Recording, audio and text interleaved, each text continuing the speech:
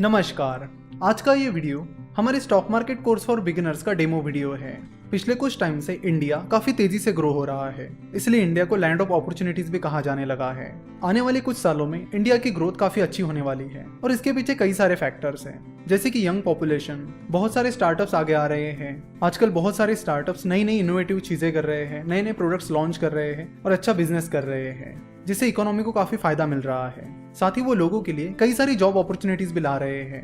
India के पास बहुत सारी यंग पॉपुलेशन है, जो कि आने वाले सालों में इंडिया के लिए एक पॉजिटिव साइड रहेगी। पिछले कुछ सालों में इंडिया बस आईटी और सर्विसेज सेक्टर में आगे था, लेकिन अब धीरे धीरे मैन्युफैक्चरिंग सेक्टर भी ऊपर आ रहा है और बहुत सारी फॉरेन कंपनीज इंडिया का मैन्युफैक्चरिंग सेटअप तैयार करने की कोशिश कर रही है और कुछ कंपनीज ने तो सेटअप कर भी लिया है। तो इंडिया का मैन्युफैक्चरिंग सेक्टर काफी बढ़ने वाला है। तो इंडिया के मैन्युफैक्चरिंग सेक्टर को आपको जरूर ट्रैक करना चाहिए और देखना चाहिए कि इंडिया के मैन्युफैक्चरिंग सेक्टर में क्या क्या अपॉर्चुनिटीज है। वो अपॉर्चुनिटीज इन्वेस्टमेंट के हिसाब से भी हो सकती है और बिजनेस के हिसाब से भी हो सकती है। और इंडिया की चल रही ग्रोथ को देखकर बहुत सारी फॉरेन कंपनीज इंडिया में इन्वेस्ट कर रही है, जैसे कि आप देख सकते हैं अलीबाबा और सॉफ्ट बैंक बहुत हेवीली इंडिया में इन्वेस्ट कर रहे हैं। साथ ही बहुत सारी यूएस की प्राइवेट इक्विटी फर्म्स है, वेंचर कैपिटल्स है, जो इंडिया में हेवीली इन्वेस्ट कर रहे हैं। तो हम इंडियंस को भी इन अपॉर्चुनिटीज को ढूंढना होगा और इन अपॉर्चुनिटीज का फायदा उठाना होगा, क्योंकि आप कह सकते हैं कि इंडिया फिलहाल एक इन्फ्लेक्शन पॉइंट पर आ गया है, जहां से चेंजेस होने शुरू हो गए हैं। तो आप इन्वेस्टमेंट करके इन अपॉर्चुनिटीज का फायदा उठा सकते हो। वो इन्वेस्टमेंट स्टार्टअप्स में भी हो सकती है और स्टॉक मार्केट में भी हो सकती है। तो फिलहाल हमने ये जो कोर्स बनाया है वो स्पेशली बिगिनर्स के लिए बनाया है, जो स्टॉक मार्केट को शुरुआत से सीखना चाहते हैं। मिस्टर वॉरेन बफेट, जो कि फिलहाल दुनिया के थर्ड रिचेस्ट पर्सन है, उन्होंने 11 साल की उम्र में स्टॉक मार्केट में इन्वेस्ट करना शुरू किया था। 11 साल की उम्र में उन्होंने सिटी सर्विस नाम की कंपनी के 6 शेयर्स खरीदे थे। ऐसा नहीं कि पहली इन्वेस्टमेंट से उन्हें सक्सेस मिला, बट धीरे धीरे अपनी गलतियों से वो सीखते चले गए और आगे चलकर एक सक्सेसफुल इन्वेस्टर्स बन गए। सिमिलरली मिस्टर कार्लोस स्लिम हेलू, जो कि दुनिया के 5वें रिचेस्ट पर्सन है, उन्होंने 11 साल की उम्र में गवर्नमेंट सेविंग बॉन्ड में इन्वेस्ट करना शुरू किया था और 12 साल की उम्र में स्टॉक मार्केट में इन्वेस्ट करना शुरू किया था। तो बहुत कम उम्र में ही इन्वेस्टमेंट शुरू करके पहले तो उन्हें कंपाउंड इंटरेस्ट का मतलब पता चला और उसका महत्व भी कि कंपाउंड इंटरेस्ट कितना इंपॉर्टेंट है और कैसे ये किसी व्यक्ति को बहुत अमीर बना सकता है। मिस्टर वॉरेन बफेट और मिस्टर कार्लोस स्लिम हेलू, इन दोनों ने भी बहुत ही कम उम्र में इन्वेस्टमेंट स्टार्ट की थी और इन्वेस्टमेंट का रूल भी यही कहता है कि जितने जल्दी आप शुरू करोगे उतना बेहतर, क्योंकि कंपाउंडिंग को अपने फेवर में काम कराने के लिए कुछ टाइम पीरियड लगता है। उसके लिए बेहतर होगा कि आप जल्द से जल्द इन्वेस्टमेंट शुरू करें ताकि कंपाउंडिंग आपके फेवर में काम कर सके। ये जो कोर्स हमने बिगिनर्स के लिए बनाया है उसमें हमने कंपाउंडिंग को बहुत ही डिटेल में कवर किया है। उसमें हमने एक एग्जांपल की भी बात की है, जैसे कि सेंसेक्स ने पिछले 10 सालों में कंपाउंडेड सालाना 16% रिटर्न दिया है। तो अगर मान लेते कि आने वाले सालों में सेंसेक्स 15% कंपाउंडेड सालाना रिटर्न देता है, तो आपके 1 लाख रुपए की अमाउंट 28 साल बाद 50 लाख रुपए हो जाएगी। यानी 1 लाख रुपए को 50 लाख रुपए बनने में 28 साल लगेंगे और फिर उसके बाद और 50 लाख उसमें जुड़ने में सिर्फ 5 साल लगेंगे। यानी 33 साल बाद आपकी अमाउंट 1 करोड़ हो जाएगी। तो कंपाउंड इंटरेस्ट का मतलब क्या है? कंपाउंड इंटरेस्ट का मतलब है इंटरेस्ट पर इंटरेस्ट। आपको जो भी रिटर्न्स मिलेंगे उस पर आपको रिटर्न्स मिलेंगे। कंपाउंडिंग के लिए जरूरी है कि आपकी इन्वेस्टमेंट लॉन्ग टर्म होनी चाहिए, तभी कंपाउंडिंग काम कर पाएगी। इन्वेस्टिंग को और डिटेल में समझने के लिए आपको एक्टिव इनकम और पैसिव इनकम को भी समझना पड़ेगा। हमें जो सैलरी मिलती है वो हमारी एक्टिव इनकम होती है, यानी जितना हम काम करेंगे उसके बदले में हमें पैसा मिलेगा। अगर हम काम करना बंद कर देंगे तो पैसा आना बंद हो जाएगा। वही पैसिव इनकम वो इनकम होती है जिसके लिए हमें काम नहीं करना होता, जैसे कि आपने अपने पैसे इन्वेस्ट कर लिए ना, उस इन्वेस्टमेंट पर आपको जो रिटर्न मिलेगा वो आपके लिए पैसिव इनकम रहेगी। तो आप सिर्फ एक्टिव इनकम पर डिपेंड नहीं रह सकते। मिस्टर वॉरेन बफेट कहते हैं कि if you don't find a way to make money while you sleep, you will work until you die. यानी वो कहते हैं कि आपको ऐसे रास्ते ढूंढने होंगे जिससे आप जब सो रहे होते हो तब भी पैसा आपके लिए काम कर रहा होता है। अगर आप ऐसा नहीं करोगे तो आपको मरते दम तक काम करना पड़ेगा। तो आपका मेन काम ये है कि एक्टिव इनकम को सेव करके उसे पैसिव इनकम में कन्वर्ट करना। यानी मिस्टर वॉरेन बफेट शुरुआत में कोक के कैंस बेचकर या फिर कई सारे अलग अलग छोटे मोटे काम करके पैसा कमाते थे। यानी वो छोटा मोटा कोई काम करके एक्टिव इनकम कमाते थे और फिर उस पैसे में से कुछ पैसे सेव करके उन्हें इन्वेस्ट करते थे। यानी उस एक्टिव इनकम को वो पैसिव इनकम में कन्वर्ट करते थे। तो आपकी भी ये कोशिश होनी चाहिए कि जो भी एक्टिव इनकम आप कमाते हो उसे आप पैसिव इनकम में कैसे कन्वर्ट कर सकते हो। इंडिया में फिलहाल बहुत सारी अपॉर्चुनिटीज है जिनका इस्तेमाल करके आप काफी अच्छे सारे रिटर्न्स कमा सकते हो। साथ ही कंपाउंडिंग को अपने फेवर में काम करा के आप बहुत अच्छे रिटर्न्स कमा सकते हो। अगर आपको बहुत ही ज्यादा सेफ इन्वेस्टमेंट करनी है तो आप एफडी या गवर्नमेंट बॉन्ड में इन्वेस्ट कर सकते हो। अगर आपको स्टॉक मार्केट में इन्वेस्ट करना है तो आप डायरेक्टली स्टॉक मार्केट में इन्वेस्ट कर सकते हो, जिसके लिए आपको काफी सारी चीजें सीखनी पड़ेगी और काफी सारा एनालिसिस करना होगा। सो इस stock market course for beginners में हमने स्टॉक मार्केट को एकदम बेसिक से समझाया है ताकि आपके सारे बेसिक डाउट्स क्लियर हो जाए। ये कोर्स हमने आइडियली बिगिनर्स के लिए बनाया है जो स्टॉक मार्केट के बारे में सीखना चाहते हैं और उसे बेसिक से समझना चाहते हैं। अब स्टॉक मार्केट इन्वेस्टमेंट सीख जाओगे तो धीरे धीरे स्टार्टअप इन्वेस्टमेंट भी सीख जाओगे, क्योंकि एक बार आपको कंपनी का एनालिसिस करना आ गया तो आप धीरे धीरे बाकी चीजों भी सीख जाओगे। अगर आपको स्टॉक मार्केट सीखने में कोई इंटरेस्ट नहीं है तो आप इंडेक्स फंड के जरिए या म्यूचुअल फंड के जरिए भी इन्वेस्टमेंट कर सकते हो। इस stock market course for beginners में हमने स्टॉक मार्केट के बेसिक्स को बड़े डिटेल में कवर किया है, तो इस कोर्स के बाद आपके सारे बेसिक डाउट्स क्लियर हो जाएंगे। और फिर कंपाउंडिंग कैसे काम करती है, स्टॉक मार्केट कैसे काम करता है, शुरुआत में आपको कौन सी गलतियां नहीं करनी चाहिए, इन्वेस्टमेंट करनी चाहिए या फिर ट्रेडिंग करनी चाहिए, और साथ ही फाइनेंशियल स्टेटमेंट्स और बाकी चीजों का भी बेसिक नॉलेज यहाँ पर दिया गया है। तो एक बेसिक सवाल जो हमारे मन में आता है वो ये कि पैसा इन्वेस्ट करना चाहिए या नहीं, और इसका जवाब भी बहुत ही सिंपल है। देखो, वैसे इन्वेस्ट करने के बहुत सारे रीजंस हैं, लेकिन आज हम कुछ अलग चीजों पर फोकस करने वाले हैं, और उसे समझने के लिए हमें एक साइकिल समझनी होगी। हम इंडियन सेविंग में पीछे नहीं है, हम पीछे हैं तो इन्वेस्टमेंट में। और हम इन्वेस्टमेंट में इसलिए पीछे हैं क्योंकि फाइनेंशियल अवेयरनेस इंडिया में उतना कुछ खास नहीं रहा है।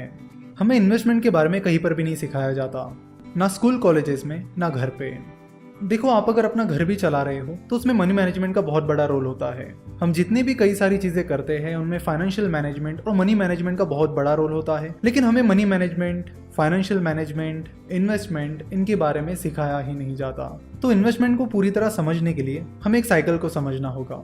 हम देखते हैं कि हम में से ज्यादातर लोग पैसा सेव तो करते हैं पर वो इन्वेस्ट नहीं करते, घर में ही रखते हैं। पैसा घर में रखने की वजह से वो पैसा इकोनॉमी में फ्लो नहीं होता, जिससे ना आपका पैसा बढ़ता है ना ही इकोनॉमी को आपके पैसे का कुछ फायदा होता है। तो अगर आपको अपने पैसों को बढ़ाना है तो आपको अपने पैसों को काम पर लगाना होगा। तो जब आप स्टॉक मार्केट में डायरेक्टली या इनडायरेक्टली इन्वेस्ट करते हो या स्टार्टअप्स में इन्वेस्ट करते हो तब आपका पैसा इकोनॉमी में फ्लो होने लगता है, और आपके पैसों से उन कंपनीज को अपना काम बढ़ाने के लिए, अपना बिजनेस एक्सपांड करने के लिए पैसा मिलता है, जिससे कंपनीज अपना काम बढ़ाने लगती है, ज्यादा प्रोडक्शन करने लगती है, जिसका फायदा कंट्री को होता है, जिससे कंट्री का जीडीपी बढ़ने में मदद होती है। कंपनी जब अपना ऑपरेशन एक्सपांड करती है, अपना काम बढ़ाती है, तब लोगों को एम्प्लॉयमेंट भी मिलती है। तो कंपनी के बढ़ने से जिन लोगों को जॉब मिली है उन्हें सैलरीज मिलती है, तो उस सैलरी में से कुछ हिस्सा वो एम्प्लॉयज किसी कंपनी में या स्टार्टअप में इन्वेस्ट करते हैं, तो अगेन वो पैसा भी इकोनॉमी में फ्लो होने लगता है, जिससे और ज्यादा कंपनीज को पैसा मिलता है और अपना बिजनेस बढ़ाने में मदद होती है। तो ये एक साइकिल है जिसे समझना हमारे लिए बहुत ज्यादा जरूरी है। तो इन्वेस्ट करने से ना सिर्फ आपको बल्कि कंट्री को भी फायदा मिलता है, इकोनॉमी ग्रो होने में हेल्प होती है। सिमिलरली, जब आप एफडी यानी फिक्स डिपॉजिट करते हो तो वो पैसा बैंक्स के पास जमा होता है, फिर बैंक्स उस पैसों को किसी बिजनेस को लोन देने के लिए यूज करती है, तो उससे भी आपका पैसा इकोनॉमी में फ्लो होने में मदद होती है और इकोनॉमी को उसका फायदा मिलता है। तो चाहे आप अपना पैसा बैंक में डालिए, स्टॉक मार्केट में इन्वेस्ट करिए या म्यूचुअल फंड में इन्वेस्ट करिए, लेकिन कहीं ना कहीं अपने पैसों को आप काम पर लगाइए, उसे घर में मत रखिए। अगर आप अपना पैसा घर में रखोगे तो इन्फ्लेशन की वजह से उसकी वैल्यू कम हो जाएगी, ना आपको उसका फायदा मिलेगा ना हमारे देश को। अगर आपको इन्फ्लेशन क्या होता है ये पता नहीं है तो आपको बता दूं कि अगर आपके पास आज 1000 रुपीज़ है तो उस 1000 रुपीज़ की वैल्यू एक साल बाद उतनी नहीं रहेगी जितनी आज है, यानी उसकी वैल्यू एक साल बाद कम हो जाएगी। अगर आप 5 साल बाद बात करोगे तो 5 साल बाद और कम हो जाएगी, 10 साल बाद और कम हो जाएगी। जैसे कि हम कई बार हमारे दादा दादी या नाना नानी को ये कहते सुनते हैं, हमारे ज़माने में तो ये चीज़ बस 10 रुपये की ही मिलती थी और अब देखो इसकी प्राइस कितनी बढ़ गई है। तो इन शॉर्ट ये इन्फ्लेशन इफेक्ट है। अगर आप अपने पैसों को इन्वेस्ट नहीं करोगे, काम पर नहीं लगाओगे और घर पे ही रखोगे तो उसकी वैल्यू कम होती चली जाएगी, जिसका ना आपको फायदा होगा ना हमारे देश को। तो इन्वेस्टमेंट करते समय आपको ये देखना होगा कि आपको जो रिटर्न्स मिल रहे हैं वो इन्फ्लेशन से कम है या ज़्यादा। इसके बारे में हम आगे चर्चा करेंगे। इन्वेस्टमेंट करने के लिए नेक्स्ट चीज़ जो आती है वो होती है फ्यूचर प्लानिंग, यानी जब तक आप काम कर रहे हो तब तक ठीक है, लेकिन जैसे आप काम करना बंद कर दोगे तो फिर पैसा कहाँ से आएगा। तो उसके लिए आपको फ्यूचर प्लानिंग और रिटायरमेंट प्लानिंग करनी पड़ेगी, ताकि जब आप काम करना बंद कर दोगे तब भी आपके पास पैसा बना रहे और पैसा आता रहे। साथ ही अमीर बनने के लिए, अपने डिज़ायर्स को पूरा करने के लिए भी आपको इन्वेस्टमेंट करना बहुत ज़रूरी है। तो इन्वेस्टमेंट एक 2 वे गेम है, जिससे ना सिर्फ आपको बल्कि कंट्री को भी बेनिफिट मिलता है। नेक्स्ट लेक्चर में हम कुछ इन्वेस्टमेंट स्ट्रीम्स के बारे में बात करेंगे, यानी वो कौन कौन से इन्वेस्टमेंट अवेन्यूज़ हैं जहाँ पर आप इन्वेस्ट कर सकते हो, कौन सा तरीका आपको सूटेबल हो सकता है और कौन सा नहीं। इन सब चीज़ों के बारे में हम नेक्स्ट लेक्चर में बात करेंगे। आशा करता हूँ कि आपको वीडियो पसंद आई होगी। हमसे जुड़े रहने के लिए आप हमें फेसबुक, ट्विटर और इंस्टाग्राम पर फॉलो कर सकते हो। वीडियो देखने के लिए और हमारे साथ जुड़े रहने के लिए आपका बहुत बहुत धन्यवाद। नमस्कार। तो आज के इस लेक्चर में आपका स्वागत है।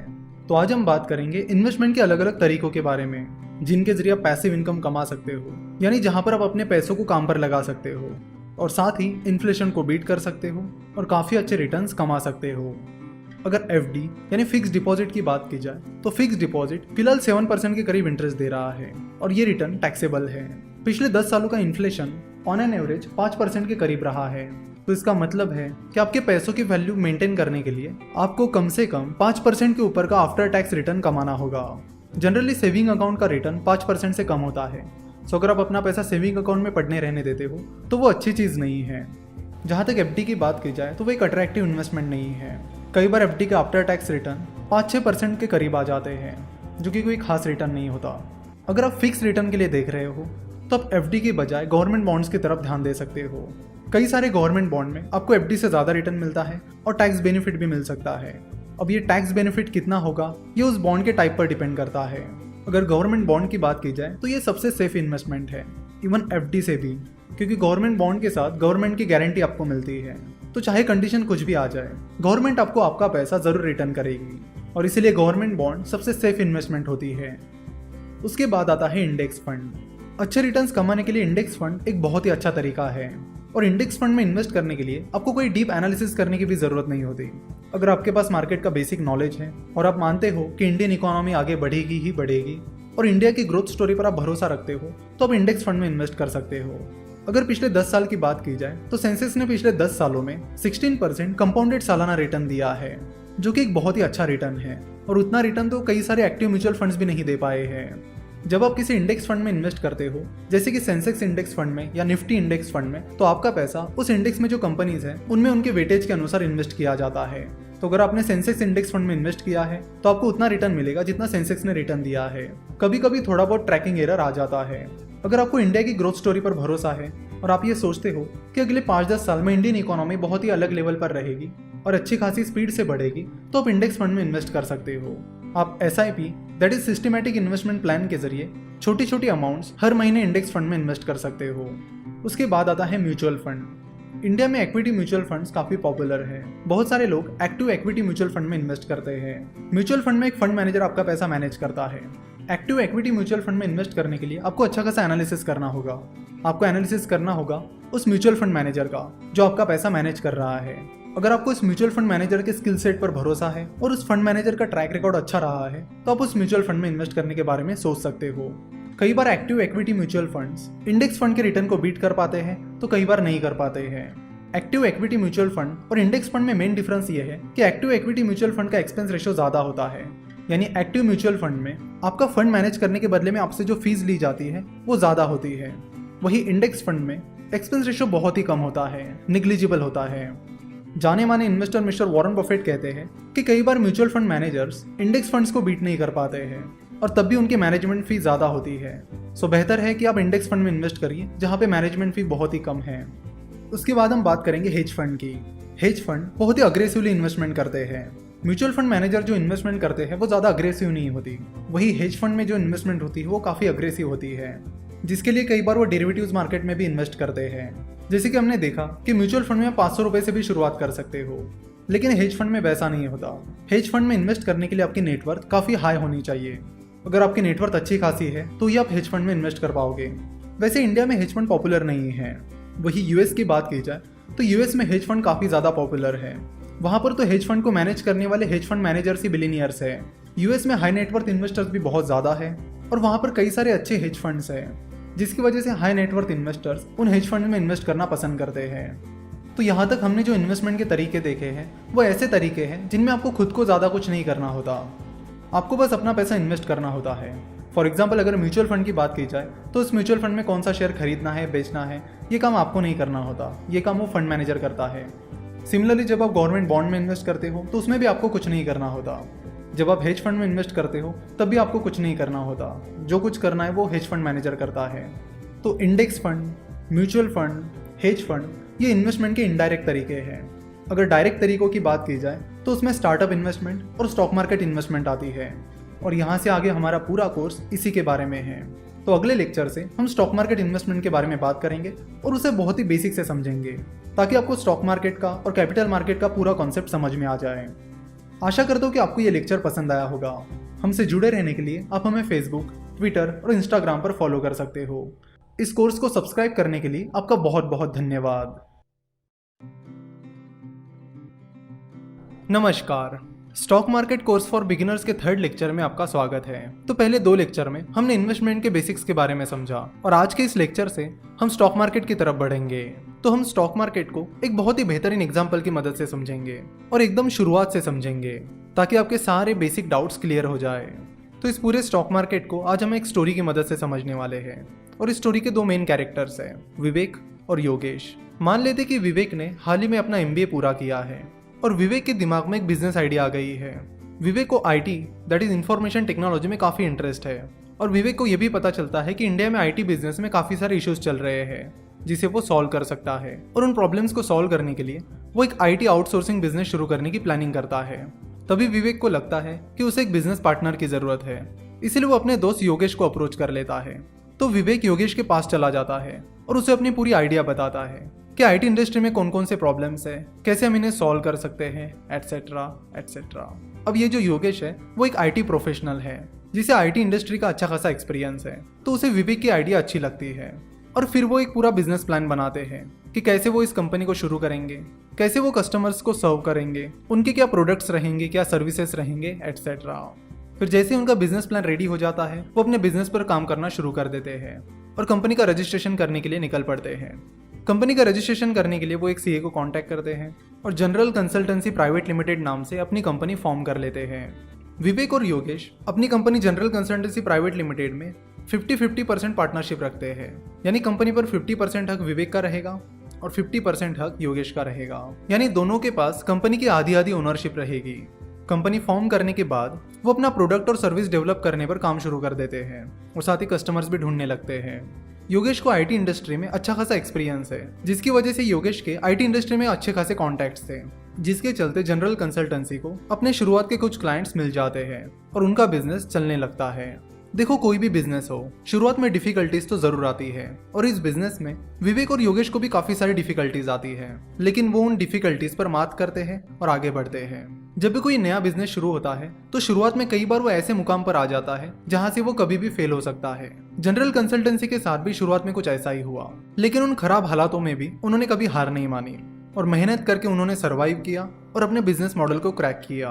तो शुरुआत के कुछ स्ट्रगल्स के बाद उनका बिजनेस अच्छा खासा चलने लगा, जनरल कंसल्टेंसी को अच्छा खासा रिवेन्यू भी आने लगा, तो उन्होंने अपना बिजनेस मॉडल भी क्रैक कर लिया और उनको रिवेन्यू भी आने लगा। नाउ विवेक और योगेश को लगा कि यहाँ से उन्हें बिजनेस बढ़ाने की जरूरत है, जिसके लिए उन्हें पैसों की जरूरत पड़ेगी।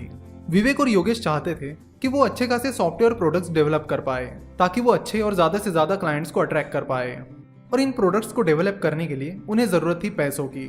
नाउ अब पैसा कहाँ से आएगा? विवेक और योगेश के पास तो कोई सेविंग नहीं थी। उनकी जो भी सेविंग थी उन्होंने अपना बिजनेस शुरुआत करने के लिए लगा दी थी। साथ ही जब जो उन्होंने कंपनी शुरू की थी तब उन्होंने अपने दोस्तों से भी कुछ पैसे उधार लिए थे, अपने रिश्तेदारों से भी कुछ पैसे लिए थे। तो इस तरह दोस्त, रिश्तेदार और अपनी सेविंग, ये रास्ता तो उनके लिए बंद हो चुका था। तो अपने बिजनेस की फंडिंग के लिए वो कुछ और रास्तों की तलाश कर रहे थे। तो विवेक और योगेश ने देखा कि वो कहाँ कहाँ से पैसा उठा सकते हैं। तो उनके सामने बैंक का ऑप्शन था, एंजल इन्वेस्टर्स का ऑप्शन था, वेंचर कैपिटल का ऑप्शन था और स्टॉक मार्केट का ऑप्शन था।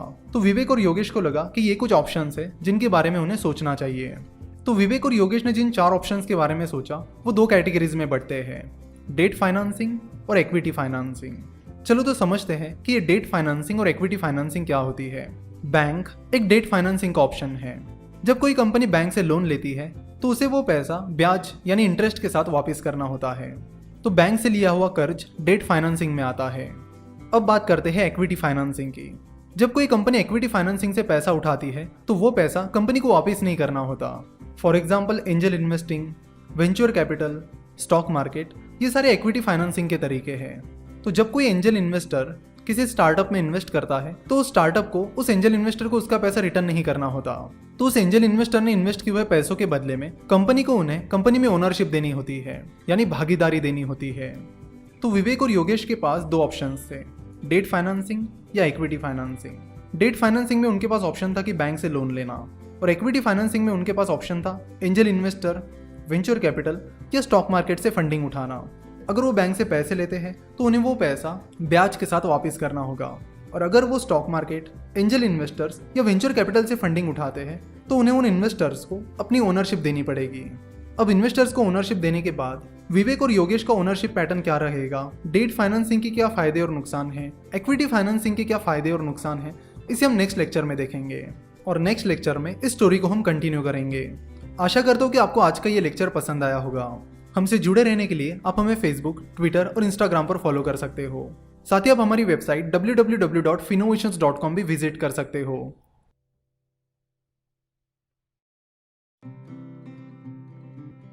नमस्कार, stock market course for beginners इस कोर्स के चौथे लेक्चर में आपका स्वागत है। तो लास्ट लेक्चर में हमने देखा था कि विवेक और योगेश की कंपनी जनरल कंसल्टेंसी को फंडिंग की जरूरत थी और उनके सामने banks, stock market, angel investor और वेंचर कैपिटल ये कुछ ऑप्शंस थे। तो सबसे पहला और सबसे आसान तरीका उन्हें बैंक का लगा, इसीलिए वो बैंक के पास चले गए। जैसे ही उन्होंने बैंक के ब्रांच मैनेजर से बिजनेस लोन से रिलेटेड बात की तो उस ब्रांच मैनेजर ने उन्हें बताया कि वो बैंक विवेक और योगेश की कंपनी जनरल कंसल्टेंसी को लोन नहीं दे सकती क्योंकि कंपनी के पास उतने कोलैटरल नहीं है, यानी जनरल कंसल्टेंसी के पास सफिशिएंट कोलैटरल नहीं है, यानी गिरवी रखने के लिए सफिशिएंट एसेट्स नहीं है और उनकी कंपनी का वैल्यूएशन भी सफिशिएंट नहीं है, जिसकी वजह से बैंक उन्हें लोन नहीं दे सकती। बैंक एंजल इन्वेस्टर्स की तरह आइडिया और फ्यूचर ग्रोथ के बेसिस पर लोन नहीं देती है। बैंक बड़े लोन्स कोलैटरल के बेसिस पर देती है। तो बैंक का ऑप्शन विवेक और योगेश के लिए लगभग बंद ही हो गया। कुछ टाइम पहले गवर्नमेंट ने मुद्रा स्कीम लॉन्च की थी। तो मुद्रा लोन के तहत छोटे बिजनेसेस को 10 लाख रुपए तक का लोन बिना कोलैटरल के मिल जाता है, यानी बिना कुछ गिरवी रखे हुए मिल जाता है। लेकिन विवेक और योगेश के लिए ये अमाउंट सफिशिएंट नहीं थी। फिर उनके पास 3 ऑप्शंस थे, एंजल इन्वेस्टर्स, वेंचर कैपिटल्स और स्टॉक मार्केट। अगर स्टॉक मार्केट की बात की जाए तो early stage startups stock market से पैसा नहीं उठा सकते। जिन कंपनीज का प्रूवन ट्रैक रिकॉर्ड है, पिछले कुछ सालों में अच्छा खासा बिजनेस परफॉर्मेंस है, वही कंपनी स्टॉक मार्केट से पैसा रेज कर सकती है। विवेक और योगेश की कंपनी जनरल कंसल्टेंसी एक बहुत ही नई कंपनी थी। वैसे भी स्टॉक मार्केट के जरिए पैसा उठाने की प्रोसेस थोड़ी लंबी और एक्सपेंसिव होती है।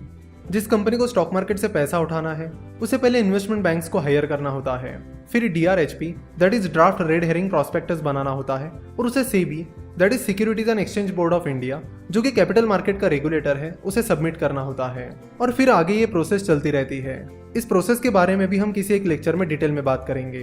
तो इस तरह स्टॉक मार्केट का ऑप्शन भी विवेक और योगेश के हाथ से निकल गया। अब उनके पास 2 ऑप्शन थे, एंजल इन्वेस्टिंग और वेंचर कैपिटल। चलो तो देखते हैं कि ये वेंचर कैपिटल क्या होता है। वेंचर कैपिटल बेसिकली जिन इन्वेस्टर्स को स्टार्टअप्स में इन्वेस्ट करना है उनसे पैसा रेज करता है, यानी जिन इन्वेस्टर्स को स्टार्टअप में इन्वेस्ट करना है वो अपना पैसा वेंचर कैपिटल में इन्वेस्ट करते हैं और फिर वो वेंचर कैपिटल इन्वेस्टर से उठाया हुआ पैसा स्टार्टअप्स में इन्वेस्ट करते हैं। तो एक तरह से वो म्यूचुअल फंड की तरह ही काम करते हैं। पर म्यूचुअल फंड और वेंचर कैपिटल में मेन डिफरेंसेस ये है कि म्यूचुअल फंड बहुत सारे लोगों से पैसा इकट्ठा करते हैं, वही वेंचर कैपिटल गिने चुने हाई नेटवर्थ इन्वेस्टर से ही पैसा उठाते हैं। दूसरा मेन डिफरेंस ये है कि म्यूचुअल फंड में इन्वेस्टर 500 या 1000 रुपए भी इन्वेस्ट कर सकते हैं, लेकिन वेंचर कैपिटल में आप 500-1000 रुपए इन्वेस्ट नहीं कर सकते। वेंचर कैपिटल सिर्फ हाई नेटवर्थ इन्वेस्टर से ही पैसा इकट्ठा करते हैं, यानी उन्हीं इन्वेस्टर से पैसा इकट्ठा करते हैं जिनकी नेटवर्थ बहुत ज्यादा है। और म्यूचुअल फंड और वेंचर कैपिटल का अगला मेन डिफरेंस ये है कि म्यूचुअल फंड डेट मार्केट और स्टॉक मार्केट में इन्वेस्ट करते हैं, वही वेंचर कैपिटल स्टार्टअप्स में इन्वेस्ट करते हैं। तो फिर विवेक और योगेश फंडिंग के लिए वेंचर कैपिटल्स को अप्रोच करने चले गए, लेकिन बहुत सारे वेंचर कैपिटल्स ने उन्हें रिजेक्ट कर दिया। बहुत सारे रिजेक्शंस के बाद उन्हें पता चला कि वेंचर कैपिटल्स बहुत ही अर्ली स्टेज स्टार्टअप्स में रेयरली इन्वेस्ट करते हैं। वो मेनली ग्रोथ स्टेज स्टार्टअप्स में इन्वेस्ट करते हैं, यानी उन स्टार्टअप्स में इन्वेस्ट करते हैं जिनका बिजनेस मॉडल सेट है और वो कंपनी अब ग्रोथ ट्रैक पर है।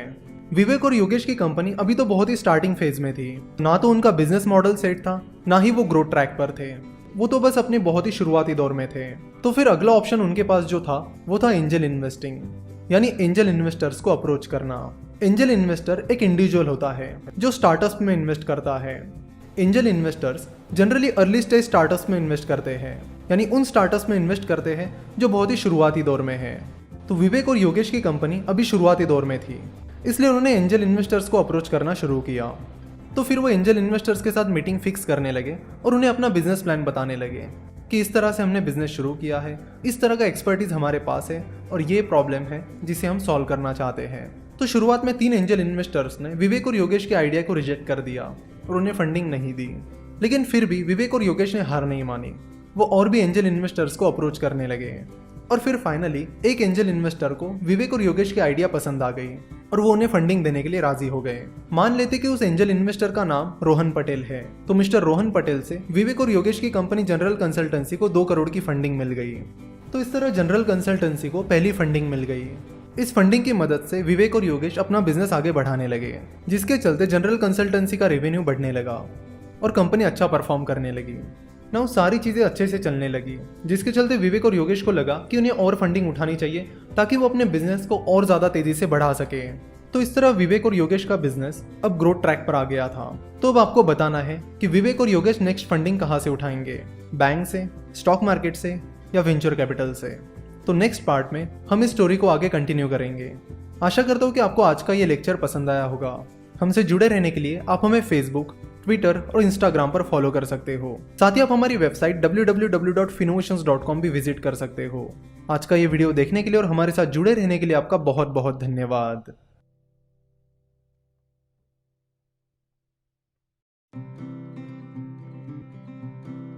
नमस्कार, stock market course for beginners के 5वें लेक्चर में आपका स्वागत है।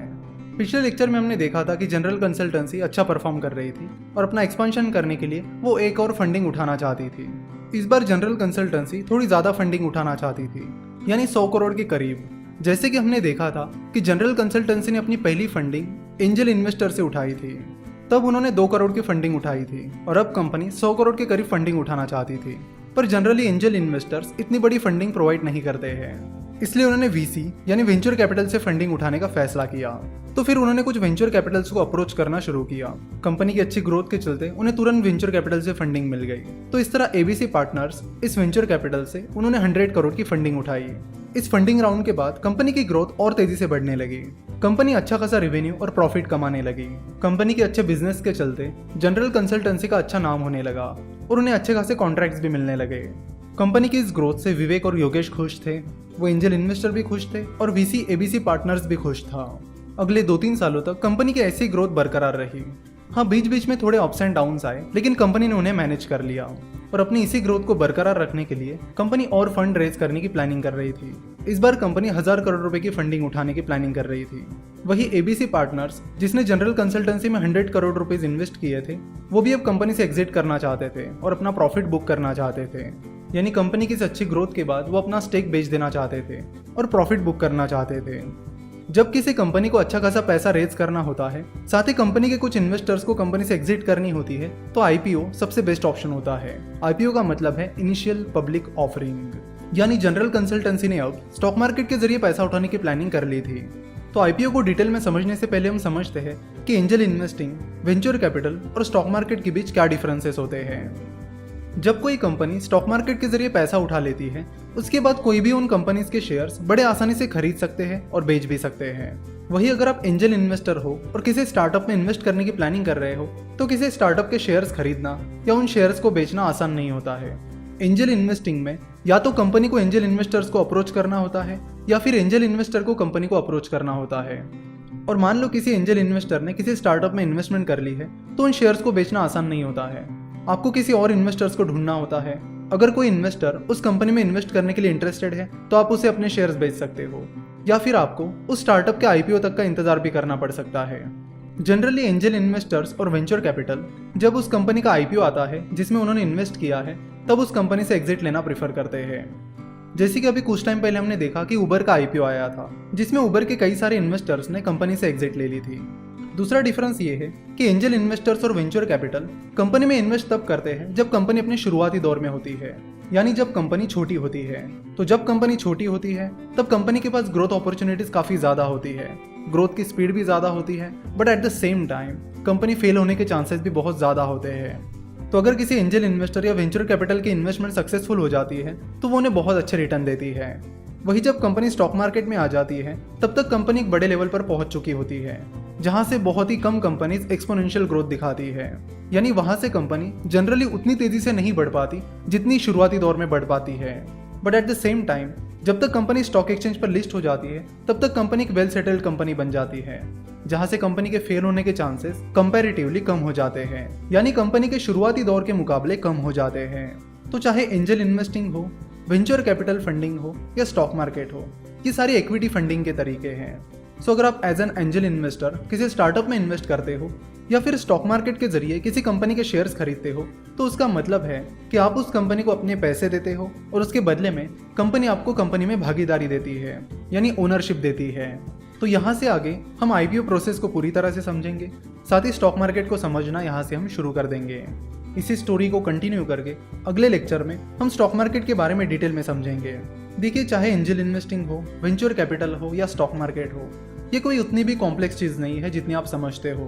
तो स्टॉक मार्केट इन्वेस्टिंग को यहाँ से हम बड़ी ही आसान भाषा में समझेंगे। जैसे कि हमने देखा कि विवेक और योगेश की कंपनी जनरल कंसल्टेंसी ने आईपीओ के बारे में सोच लिया है, तो हम नेक्स्ट लेक्चर में देखेंगे कि आईपीओ होता क्या है, जनरल कंसल्टेंसी आईपीओ के लिए कैसे अप्लाई करेगी और कैसे वो स्टॉक मार्केट से पैसे उठाएगी। तो ये सारी प्रोसीजर हम नेक्स्ट लेक्चर में समझने वाले हैं। आशा करता हूँ कि आपने इस लेक्चर को एंजॉय किया होगा। हमसे जुड़े रहने के लिए आप हमें फेसबुक, ट्विटर और इंस्टाग्राम पर फॉलो कर सकते हो। साथ ही आप हमारी वेबसाइट www.finnovations.com विजिट कर सकते हो। वीडियो देखने के लिए और हमारे साथ जुड़े रहने के लिए आपका बहुत बहुत धन्यवाद। नमस्कार, stock market course for beginners के 6वें लेक्चर में आपका स्वागत है। पिछले लेक्चर में हमने देखा था कि एंजल इन्वेस्टिंग, वेंचर कैपिटल और स्टॉक मार्केट में मेनली क्या डिफरेंस है, और हमने ये भी देखा था कि विवेक और योगेश की कंपनी जनरल कंसल्टेंसी ने तय कर लिया था कि अब उन्हें आईपीओ के जरिए फंड रेज करना है। चलो तो देखते हैं कि आईपीओ की क्या प्रोसीजर होती है। आईपीओ की इस पूरी प्रोसेस को SEBI, that is securities and exchange board of India, control करता है। सेबी कैपिटल मार्केट रेगुलेटर है। जैसे reserve bank of India, that is RBI, banks को रेगुलेट करता है, उसी तरह सेबी कैपिटल मार्केट को रेगुलेट करता है। तो आईपीओ के लिए फाइल करने के लिए सबसे पहले जनरल कंसल्टेंसी को कुछ इन्वेस्टमेंट बैंक्स हायर करनी होगी। फिर ये इन्वेस्टमेंट बैंक्स जनरल कंसल्टेंसी को आईपीओ से रिलेटेड चीजों के बारे में गाइड करेंगे और साथ ही उनका डीआरएचपी भी बनाएंगे। डीआरएचपी का लॉन्ग फॉर्म होता है draft red herring prospectus. Draft red herring prospectus में कंपनी की बिजनेस हिस्ट्री होती है, फाइनेंशियल स्टेटमेंट की हिस्ट्री होती है, कंपनी के प्रोमोटर्स और मैनेजमेंट की इंफॉर्मेशन होती है, कंपनी के फ्यूचर प्लान्स के बारे में बताया जाता है और कंपनी से जुड़ी लगभग सारी चीजें ड्राफ्ट रेड हेरिंग प्रोस्पेक्टस में होती है। तो इन्वेस्टमेंट बैंक्स कंपनी को डीआरएचपी बनाने में हेल्प करते हैं और फिर ये डीआरएचपी सेबी के पास सबमिट किया जाता है। फिर सेबी डीआरएचपी में दी गई सारी इन्फॉर्मेशन को चेक करते हैं। अगर सेबी को लगता है कि उन्हें और कुछ इन्फॉर्मेशन चाहिए तो वो वैसे कंपनी को इन्फॉर्म करते हैं। फिर कंपनी को इस इन्फॉर्मेशन को सेबी को बताना होता है। तो अगर सेबी कंपनी की डीआरएचपी और डॉक्यूमेंटेशन से सेटिस्फाई हो जाती है तो सेबी उस कंपनी को आईपीओ का अप्रूवल दे देती है। तो जनरल कंसल्टेंसी ने भी अपने आईपीओ के लिए 2-3 इन्वेस्टमेंट बैंक्स को हायर किया और अपना डीआरएचपी सेबी के पास सबमिट किया। जनरल कंसल्टेंसी का डीआरएचपी और सारी इन्फॉर्मेशन चेक करने के बाद सेबी ने जनरल कंसल्टेंसी को आईपीओ का अप्रूवल भी दे दिया, जिसके बाद जनरल कंसल्टेंसी का आईपीओ लाने का रास्ता खुला हो गया। नाउ 2 तरह के आईपीओ होते हैं, फिक्स्ड प्राइस आईपीओ और book building IPO. Fix price IPO में कंपनी शेयर के एक फिक्स प्राइस डिसाइड करती है और फिर उसी प्राइस पर लोगों को उस कंपनी के शेयर खरीदने होते हैं। जैसे कि अगर किसी कंपनी ने अपने आईपीओ में शेयर की प्राइस 500 रुपये पर शेयर डिसाइड कर ली है तो जिन इन्वेस्टर्स को उस आईपीओ को सब्सक्राइब करना है उन्हें 500 रुपये पर शेयर की प्राइस पर उन शेयर्स को खरीदना होगा। आईपीओ का दूसरा तरीका है book building IPO. Book building IPO में कंपनी एक प्राइस बैंड डिसाइड करती है। चलो तो मान लेते हैं कि जनरल कंसल्टेंसी अपना IPO book building IPO process से लाने वाली है और कंपनी ने अपने आईपीओ की शेयर प्राइस 300 रुपये से 306 रुपये डिसाइड की है। तो जिन लोगों को जनरल कंसल्टेंसी के आईपीओ को सब्सक्राइब करना है, यानी जनरल कंसल्टेंसी के शेयर आईपीओ में खरीदने हैं, उन्हें 300 से 306 रुपये के बीच अपनी बिडिंग लगानी होगी और फिर जिस प्राइस पर सबसे ज्यादा बिडिंग आ जाएगी वो प्राइस फाइनल प्राइस हो जाएगी, जिस पर सारे शेयर्स इशू किए जाएंगे।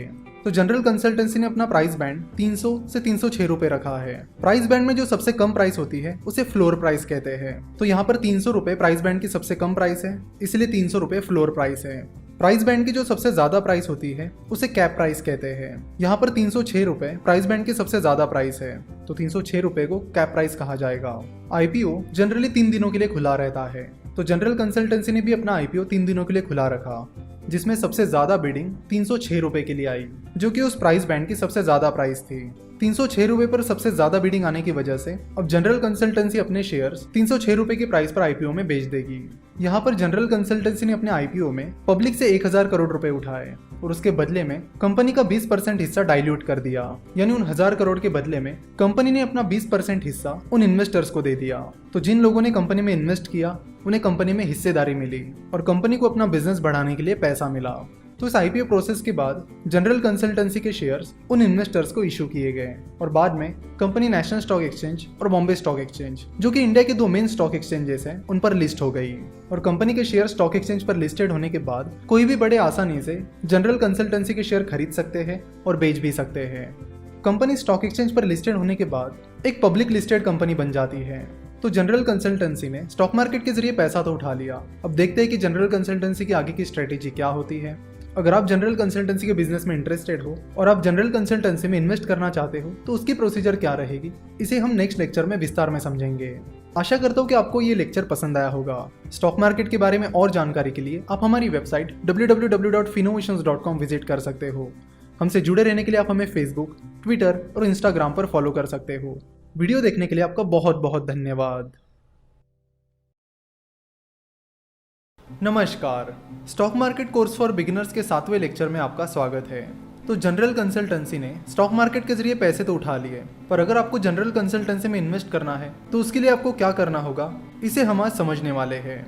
तो स्टॉक मार्केट में शेयर बाय या सेल करने के लिए सबसे पहले आपको स्टॉक मार्केट की टाइमिंग समझनी होगी कि स्टॉक मार्केट की टाइमिंग क्या है। स्टॉक मार्केट का जो नॉर्मल ट्रेडिंग सेशन होता है वो सुबह 9:15 बजे से दोपहर के 3:30 बजे तक चलता है। यानी स्टॉक मार्केट के नॉर्मल ट्रेडिंग सेशन में आप सुबह 9:15 बजे से दोपहर के 3:30 बजे तक शेयर्स बाय और सेल कर सकते हो। स्टॉक मार्केट मंडे से लेकर फ्राइडे तक ही स्टॉक मार्केट टाइमिंग में खुला रहता है। सैटरडे और संडे स्टॉक मार्केट बंद रहता है और कुछ हॉलीडेज को भी स्टॉक मार्केट बंद रहता है। अगर आपको स्टॉक मार्केट हॉलीडेज की लिस्ट देखनी है और पता करना है कि सैटरडे संडे छोड़कर कौन कौन से दिन स्टॉक मार्केट बंद रहेगा, तो उसके लिए आप हमारी वेबसाइट www.finnovations.com पर जाकर यहाँ नीचे हॉलीडेज पर क्लिक कर सकते हो, जिसके बाद आपको स्टॉक मार्केट हॉलीडेज की लिस्ट मिल जाएगी। तो आप देख सकते हो कि 2019 इस कैलेंडर ईयर में कौन कौन से दिन स्टॉक मार्केट हॉलीडे रहे हैं। तो 2019 में Mahashivratri, Holi, Mahavir Jayanti, Good Friday, Maharashtra Day, Ramzan Eid, Bakri Eid, Independence Day, Ganesh Chaturthi, Muharram, Mahatma Gandhi Jayanti, Dussehra, Diwali, Bali Pratipada, Guru Nanak जयंती और क्रिसमस। इन दिन स्टॉक मार्केट बंद रहेगा। दिवाली में जिस दिन लक्ष्मी पूजन होता है उस दिन स्टॉक एक्सचेंजेस एक स्पेशल ट्रेडिंग सेशन ऑर्गेनाइज करते हैं, जिसे मुहूर्त ट्रेडिंग कहते हैं। तो लक्ष्मी पूजन दिन की शाम स्टॉक मार्केट 1 से 1.5 घंटे के लिए खुल जाता है, जिसके बीच आप शेयर्स बाय या सेल कर सकते हो। वैसे मुहूर्त ट्रेडिंग की टाइमिंग स्टॉक एक्सचेंजेस लक्ष्मी पूजन के कुछ दिन पहले डिक्लेयर करते हैं। अब आपको स्टॉक मार्केट की टाइमिंग तो पता चल गई। अब बात करते हैं कि अगर आपको जनरल कंसल्टेंसी में इन्वेस्ट करना है तो वो आप कैसे कर पाओगे। तो उसके लिए सबसे पहले आपको ट्रेडिंग अकाउंट और डीमैट अकाउंट खोलना पड़ेगा। स्टॉक मार्केट में इन्वेस्ट करने के लिए ट्रेडिंग अकाउंट और डीमैट अकाउंट कंपलसरी होते हैं, उनके बिना आप स्टॉक मार्केट में इन्वेस्ट नहीं कर सकते। तो चलो देखते हैं कि ये ट्रेडिंग अकाउंट और डीमैट अकाउंट क्या होता है। बेसिकली हम जो शेयर्स बाय और सेल करते हैं उन्हें ट्रेडिंग अकाउंट के जरिए बाय और सेल किया जाता है, और फिर वो जो बाय किए हुए शेयर्स हैं उन्हें डीमैट अकाउंट में रखा जाता है। चलो तो देखते हैं कि ये प्रोसेस कैसे काम करती है। सबसे पहले आपको अपने ट्रेडिंग अकाउंट को अपने बैंक अकाउंट से लिंक करना होता है। मान लीजिए कि आपको 10,000 रुपीज़ स्टॉक मार्केट में इन्वेस्ट करने हैं, तो पहले आपको 10,000 रुपीज़ अपने बैंक में से अपने ट्रेडिंग अकाउंट में ट्रांसफर करने होंगे। जैसे ही पैसे आपके ट्रेडिंग अकाउंट में आ जाएंगे, आप उन पैसों से शेयर्स बाय और सेल कर सकते हो। तो जब आप उन पैसों से शेयर्स बाय कर लोगे तो वो शेयर्स आपके डीमैट अकाउंट में स्टोर हो जाएंगे। चलो तो यहाँ पर सेटलमेंट के बारे में भी समझते हैं। अगर आप मंडे को कोई शेयर खरीदते हो तो वो शेयर्स T+2 के बाद आपके डीमैट अकाउंट में स्टोर हो जाएंगे। यानी अगर आप मंडे को शेयर्स खरीदते हो तो मंडे हो जाएगा T यानी ट्रांजैक्शन डे, ट्यूसडे हो जाएगा T+1 और वेंसडे हो जाएगा T+2। यानी जो शेयर्स आप मंडे को खरीद लोगे वो शेयर्स T+2 यानी वेंसडे को आपके डीमैट अकाउंट में आ जाएंगे। तो इस तरह डीमैट अकाउंट और ट्रेडिंग अकाउंट काम करते हैं। डीमैट अकाउंट खोलने के लिए कुछ डॉक्यूमेंट्स की ज़रूरत होती है, जैसे कि पैन कार्ड, आधार कार्ड, बैंक डिटेल्स एटसेट्रा। सवाल आता है कि अकाउंट खोलते वक्त बैंक डिटेल्स क्यों? कई बार कंपनीज अपने प्रॉफिट का कुछ हिस्सा अपने शेयर होल्डर्स के साथ शेयर करती है, जिसे डिविडेंड कहते हैं। यानी अगर आप जनरल कंसल्टेंसी के शेयर खरीद लेते हो और कुछ टाइम बाद जनरल कंसल्टेंसी शेयर होल्डर्स को डिविडेंड डिक्लेयर करती है, यानी अपने प्रॉफिट का कुछ हिस्सा अपने शेयर होल्डर्स के साथ शेयर करती है, तो वो डिविडेंड सीधे आपके बैंक अकाउंट में ट्रांसफर किया जाएगा। तो ये मेन रीजन है कि आपके बैंक डिटेल्स लिए जाते हैं। साथ ही आपका बैंक अकाउंट आपके ट्रेडिंग अकाउंट से इसलिए लिंक किया जाता है ताकि आप आसानी से अपने बैंक अकाउंट से अपने ट्रेडिंग अकाउंट में पैसे ट्रांसफर कर सको। तो सवाल ये आता है कि डीमैट अकाउंट कहाँ पर खोले। डीमैट अकाउंट खोलने के लिए आपको ब्रोकरेज फर्म्स के पास जाना होता है। इंडिया में 300 से भी ज़्यादा स्टॉक ब्रोकरेज फर्म्स हैं, इसलिए पहली दिक्कत यही आती है कि डीमैट अकाउंट कहाँ पर खोलें, क्योंकि अलग अलग टाइप्स के ब्रोकरेज फर्म्स होते हैं, उसमें भी उनके ब्रोकरेज चार्जेस अलग होते हैं और बाकी चार्जेस अलग अलग होते हैं। उनकी टेक्नोलॉजी अलग अलग होती है, उनकी सर्विसेज अलग होती है। तो हर ब्रोकरेज फर्म्स के अपने अपने कुछ पॉजिटिव पॉइंट्स होते हैं तो कुछ नेगेटिव पॉइंट्स होते हैं, और आपको ऐसे ब्रोकरेज फर्म्स के पास अकाउंट ओपन करना होता है जहाँ पर आपकी रिक्वायरमेंट फुलफिल होती हो। इंडिया में मेनली 3 तरह के ब्रोकरेज फर्म्स होते हैं।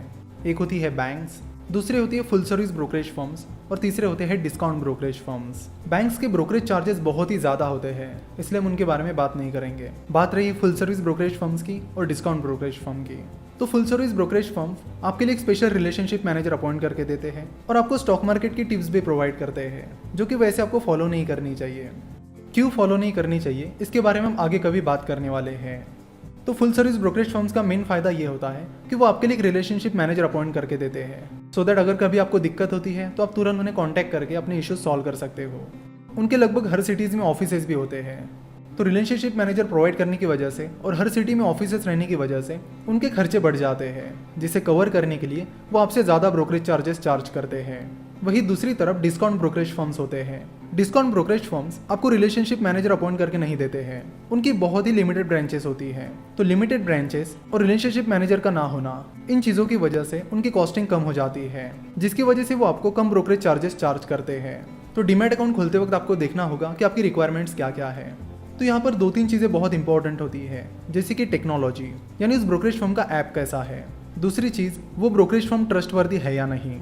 तीसरी चीज़, उस ब्रोकरेज फर्म के ब्रोकरेज चार्जेस आपके लिए अफोर्डेबल है या नहीं। और चौथी चीज़, अच्छी सर्विस। तो ये सारी चीज़ें हैं जिन्हें आपको चेक करना होगा। अगर आप पूछते हो कि कहाँ पर अपना डीमैट अकाउंट खोले, तो हमारा जवाब ये रहेगा कि ऐसा कोई भी ब्रोकरेज फर्म नहीं है कि जो सबके लिए सूट करता हो। किसी को कोई ब्रोकरेज फर्म अच्छा लगेगा तो किसी को वो नहीं लगेगा, तो ये सब अपनी अपनी रिक्वायरमेंट्स पर है। वैसे शुरुआत में आप अपस्टॉक्स इस डिस्काउंट ब्रोकरेज फर्म के साथ अपना डीमैट अकाउंट खोल सकते हो। अपस्टॉक्स एक डिस्काउंट ब्रोकरेज फर्म है, जिसकी वजह से उनके ब्रोकरेज चार्जेस कम है। उनकी टेक्नोलॉजी भी काफ़ी अच्छी है। प्ले स्टोर पर उन्हें 4.4 की रेटिंग मिली है, जो कि स्टॉक ब्रोकिंग इंडस्ट्री में सबसे ज़्यादा है। साथ ही Upstox mister Ratan Tata funded company है, जिसकी वजह से ट्रस्ट का भी कोई इशू नहीं आएगा। तो आप शुरुआत में अपस्टॉक्स के साथ अपना डीमैट अकाउंट खोल सकते हो और चेक कर सकते हो कि क्या वो आपको सूट करता है या नहीं। वैसे अपस्टॉक्स के ट्रेडिंग और डीमैट अकाउंट ओपनिंग के चार्जेस 354 रुपये है, लेकिन आप 9211179432 इस नंबर पर हमें कॉल या व्हाट्सएप करके अपना अकाउंट फ्री में खुलवा सकते हो। तो आप अपस्टॉक्स को ज़रूर ट्राई करिए। मुझे आशा है कि आप में से ज़्यादातर लोगों को अपस्टॉक्स पसंद आएगा। अगर आपको नहीं आता है तो देन यू कैन स्विच, क्योंकि कोई भी ऐसा एक ब्रोकरेज फर्म नहीं है जो सबको सूट करे। नाउ अब डीमैट और ट्रेडिंग अकाउंट तो खुल गया, अब ये कैसे पता करें कि किस कंपनी में इन्वेस्ट करना है और किस कंपनी में नहीं। तो ये एक बहुत ही इंपॉर्टेंट सवाल है, जिसे हम अगले लेक्चर से कंटिन्यू करेंगे। तो यहाँ तक तो हमने बेसिक के बारे में समझा। अगले लेक्चर से हम थोड़े एडवांस लेवल पर आ जाएंगे। आशा करता हूँ कि आपको आज का ये लेक्चर पसंद आया होगा। स्टॉक मार्केट के बारे में और जानकारी के लिए आप हमारी वेबसाइट www.finnovations.com विजिट कर सकते हो। हमसे जुड़े रहने के लिए आप हमें फेसबुक, ट्विटर और इंस्टाग्राम पर फॉलो कर सकते हो। हमारे साथ जुड़े रहने के लिए आपका बहुत बहुत धन्यवाद। नमस्कार, stock market course for beginners के 8वें लेक्चर में आपका स्वागत है। पिछले लेक्चर में हमने डीमैट अकाउंट के बारे में बात की थी, स्टॉक मार्केट टाइमिंग के बारे में बात की थी, और अब हम उससे आगे बढ़ेंगे और इन्वेस्टमेंट के बारे में बात करेंगे। तो जब आप डीमैट अकाउंट खोल लेते हो और स्टॉक मार्केट में पैसा इन्वेस्ट करने के लिए तैयार हो जाते हो, तो आपके सामने 2 ऑप्शंस होते हैं, ट्रेडिंग और इन्वेस्टिंग। ट्रेडिंग का मतलब होता है कि शॉर्ट टर्म के लिए शेयर को खरीदना और फिर उसे बेच देना। ट्रेडिंग जो है वो शॉर्ट टर्म के लिए की जाती है, यानी शॉर्ट टर्म के लिए शेयर को बाय किया जाता है और तुरंत उसे सेल किया जाता है। ट्रेडिंग का एक पॉपुलर टाइप है जिसका नाम है इंट्राडे ट्रेडिंग। इंट्राडे ट्रेडिंग में शेयर को जिस दिन खरीदा जाता है उसी दिन उसे बेचा जाता है। स्टॉक मार्केट में आप देखोगे तो आपको बहुत सारे लोग ट्रेडिंग करते हुए दिखेंगे।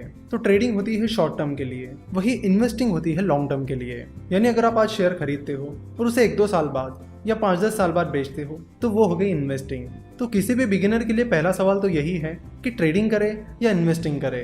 तो जैसे आप डीमैट अकाउंट खोलने के बाद स्टॉक मार्केट में इन्वेस्ट करने के लिए रेडी हो जाओगे, तो आपके सामने भी 2 सवाल रहेंगे कि क्या मुझे ट्रेडिंग करनी चाहिए या इन्वेस्टिंग। और इस सवाल का जवाब ढूंढने के लिए हमें कुछ चीज़ें समझनी होगी। मिस्टर बेंजामिन ग्राहम ने बहुत सही बात कही है।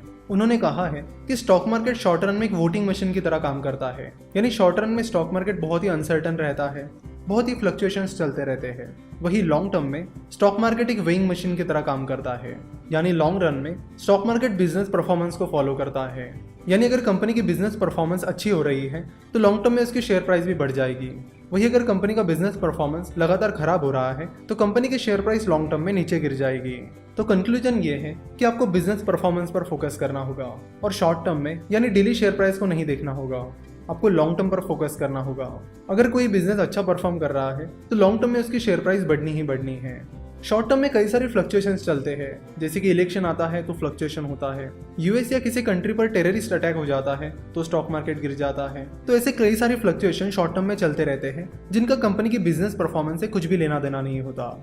तो शॉर्ट टर्म में कई बार आप देखोगे कि बेमतलब की कंपनीज की शेयर प्राइस बढ़ रही है और बेमतलब की गिर रही है, पर लॉन्ग टर्म में ऐसा नहीं होता है। लॉन्ग टर्म में अगर कंपनी अच्छा परफॉर्म कर रही है तो उसकी शेयर प्राइस बढ़ेगी, जरूर बढ़ेगी। इसलिए जाने माने इन्वेस्टर मिस्टर वॉरेन बफेट और जितने भी सक्सेसफुल इन्वेस्टर्स हैं वो बिजनेस परफॉर्मेंस पर फोकस करते हैं। वो फोकस करते हैं उन बिजनेसेस पर जो आगे चलकर बहुत अच्छा परफॉर्म कर सकते हैं, और फिर लॉन्ग टर्म में शेयर प्राइस उनकी बिजनेस परफॉर्मेंस को फॉलो करती है। वो कभी भी शेयर प्राइस को फॉलो नहीं करते हैं कि शेयर प्राइस ऊपर जा रही है या नीचे जा रही है। वो कंपनी की बिजनेस परफॉर्मेंस को देखते हैं कि परफॉर्मेंस ऊपर जा रही है या नीचे जा रही है, जिसके लिए आपको उस बिजनेस को समझना और परखना बहुत जरूरी होता है। चलो तो एक एग्जांपल की मदद से इसे और डिटेल में समझते हैं। मान लेते कि जनरल कंसल्टेंसी का रेवेन्यू फिलहाल 1000 करोड़ है। रेवेन्यू को टर्नओवर भी कहा जाता है। तो कंपनी का टर्नओवर है 1000 करोड़ और कंपनी का प्रॉफिट है 10 करोड़। बीच में 2-3 साल निकल जाते हैं और फिर 2-3 साल बाद कंपनी का रेवेन्यू 10,000 करोड़ हो जाता है और कंपनी का प्रॉफिट 120 करोड़ हो जाता है। तो ऑब्वियस सी चीज है कि कंपनी का बिजनेस परफॉर्मेंस अच्छा होने की वजह से कंपनी का वैल्यूएशन भी बढ़ जाएगा, और फिर कंपनी का बिजनेस परफॉर्मेंस अच्छा होने की वजह से कंपनी की शेयर प्राइस कंपनी की बिजनेस परफॉर्मेंस को फॉलो करेगी, जिससे जनरल कंसल्टेंसी के इन्वेस्टर्स को फायदा होगा। जाहिर सी बात है कि कंपनी का 10 करोड़ का प्रॉफिट 120 करोड़ होने में कंपनी को टाइम तो लगा है। तो 10 करोड़ का प्रॉफिट 120 करोड़ 1-2 दिन में या 1-2 महीने में तो नहीं होगा। कंपनी को परफॉर्म करने के लिए टाइम लगता है। तो अगर आप जनरल कंसल्टेंसी में एक दिन के लिए इन्वेस्ट करते हो यानी इंट्राडे ट्रेडिंग करते हो, जिसका मतलब है कि आज जनरल कंसल्टेंसी में इन्वेस्ट करके आज ही उसके शेयर बेच देते हो, तो उससे कुछ होने वाला नहीं है, क्योंकि कंपनी का बिजनेस परफॉर्मेंस एक दिन में बदलने वाला नहीं है। इसे और एक एग्जांपल की मदद से समझते हैं। हमने देखा था कि शुरुआती दौर में जनरल कंसल्टेंसी ने एक एंजल इन्वेस्टर से 2 करोड़ रुपए रेज किए थे, यानी उन्होंने एक एंजल इन्वेस्टर से 2 करोड़ की फंडिंग उठाई थी। ना अगर वो एंजल इन्वेस्टर जनरल कंसल्टेंसी में सुबह इन्वेस्ट करता और शाम को अपने पैसे निकाल लेता, तो उससे ना जनरल कंसल्टेंसी को कुछ फायदा होता ना उस इन्वेस्टर को, क्योंकि उस चीज़ का कोई सेंस ही नहीं बनता। कंपनी पैसा उठाती है अपने बिजनेस को एक्सपांड करने के लिए, अच्छा परफॉर्म करने के लिए। सो अगर वो एंजल इन्वेस्टर कंपनी में सुबह पैसे डालता और शाम को निकाल देता, तो कंपनी को उन पैसों का कुछ भी फायदा नहीं मिलता। कंपनी उन पैसों को बिल्कुल भी यूटिलाइज नहीं कर पाती, जिससे कंपनी की बिजनेस परफॉर्मेंस में कोई भी चेंज नहीं आता, और जिसका सीधा मतलब है कि उस इन्वेस्टर को भी उसका कुछ भी फायदा नहीं मिलता। लेकिन उस एंजल इन्वेस्टर ने वैसा नहीं किया। उसने कंपनी में इन्वेस्ट किया लॉन्ग टर्म के लिए। उसने कंपनी को अपना बिजनेस परफॉर्मेंस ग्रो करने के लिए टाइम दिया, और जैसे कि हमने देखा कि जनरल कंसल्टेंसी ने भी उन पैसों की मदद से अपनी ग्रोथ जारी रखी, और अब जनरल कंसल्टेंसी एक अलग ही लेवल पर आ चुकी है, जहां पर उनका प्रॉफिट 120 करोड़ का है। तो इस बिजनेस ग्रोथ के चलते उन्होंने जनरल कंसल्टेंसी में की हुई इन्वेस्टमेंट के बदले में बहुत अच्छा प्रॉफिट मिला। उनको जनरल कंसल्टेंसी की ग्रोथ में अभी भी भरोसा है, इसलिए उन्होंने अभी भी अपनी इन्वेस्टमेंट नहीं बेची है। तो सिंपल सी बात है कि अगर आप किसी कंपनी में सुबह पैसे डालोगे और शाम को निकाल लोगे, तो उससे ना आपको कुछ फायदा मिलने वाला है ना उस कंपनी को। उस चीज का कोई सेंस ही नहीं बनता है। खैर, एंजल इन्वेस्टर या वेंचर कैपिटल वैसा नहीं करते हैं, क्योंकि वो एक इन्वेस्टर होते हैं। पर स्टॉक मार्केट में बहुत सारे स्पेक्युलेटर्स हैं जो शॉर्ट टर्म के लिए शेयर को खरीदते हैं और शॉर्ट टर्म में ही उसे बेच देते हैं। तो जो शॉर्ट टर्म ट्रेडिंग होती है वो कुछ नहीं बल्कि एक स्पेकुलेशन होता है। ये चीज़ आप अच्छे से समझ लीजिए। और जो इन्वेस्टमेंट होती है वो हमेशा लॉन्ग टर्म होती है, क्योंकि कंपनी को परफॉर्म करने के लिए टाइम लगता है।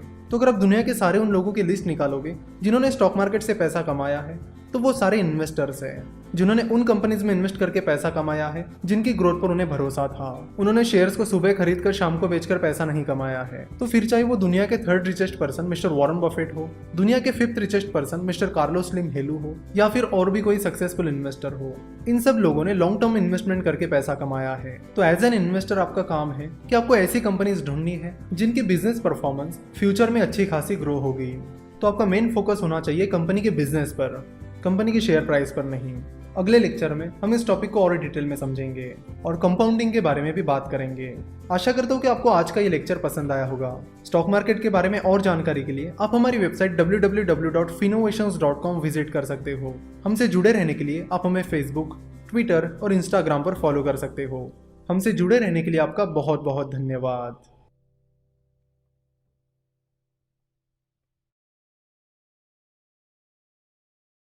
नमस्कार, stock market course for beginners के 9th लेक्चर में आपका स्वागत है।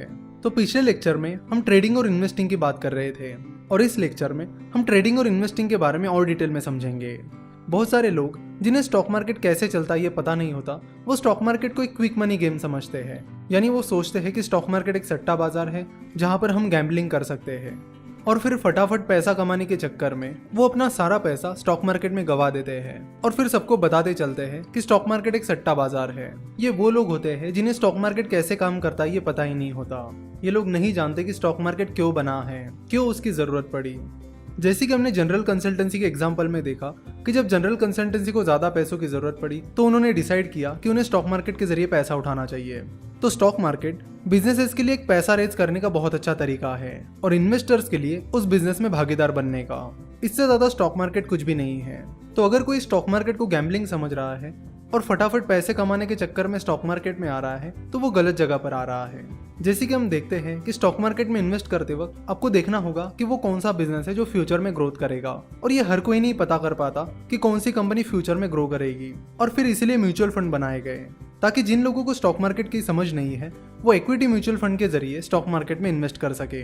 म्यूचुअल फंड मैनेजर्स वो एक्सपर्ट होते हैं जिन्हें बिजनेसेस का अच्छा खासा नॉलेज होता है और जिनके पास अच्छे बिजनेसेस को ढूंढने का एक्सपर्टीज होता है।